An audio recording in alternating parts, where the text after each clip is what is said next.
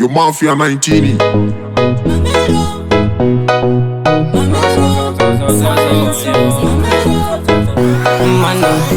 Nekuti chingo mukama kuseni dotonofika mateki ndakananga kupikwa taisekwa ndinosvika ikoko kwasairewa nekuti mangoma bvunza kana mutara chasi mangoma inini ndakutanga nasi futi inini ndenge ndichingobosa kunyangwe mukati ndezvekumafaro ndinotongo matangitsa mafaro inini ndomarumbitsa nekuti kumangoma kunodowa nechinja saka mangoma inini ndobva ndatoramba ziya zvemamero anondishaisa mufaro mamero ndenge ndichida kuimbira vanhu ngekatero ipapo futi handidizvi masingero nekuti vanoda kutondipati mabhebhi twisikwa but nini ndoda tumafaini maledhisi tiri kupi kutaisekwa tambomisa zvataisekwa tenge takuda kumbomisa mamero kana kumboratidza mamero kuti tomadzidzisa futi mamero sesu futi hatidi zviyazviya zvesimero nekuti isusi tomadzidzisa futi mamero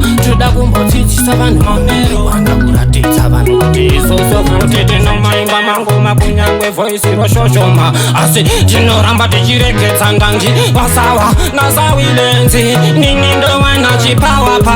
ndotoimba ngoma every hour ndichingoti ndoti mazvita mondoroya yamura atikuti man soyo kribos zvauyaiswa zvinenge zvimaposi ngoma ini ndichiregedza ndanji kuti mafanzi vafare vava inini ndoimba samare harare kunobata kwamutare nenge ndichingoti toda kumbodzidzisa mamero kuto usasaisa mamero nekuti vanotitadzisa kugarisana mamero vanotishayisa kugarisana mamero vanotitadzisa kuwirirana mamero vanoti nekuti kwataisekwa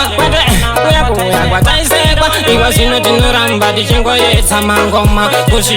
kusvika taenda kuredhiyo kana kunoona mudhara wangu etatoni kana futi kunoona goti fadha temboman nekuti nini ndenge ndichiratidza kuti ndakapindira chini ndakaema kuenda kunamba 1 kwete kuita zviya zvemafani nekuti mangoma inini ndiri pachini saka kana zawilenzi Mafia 19 was it?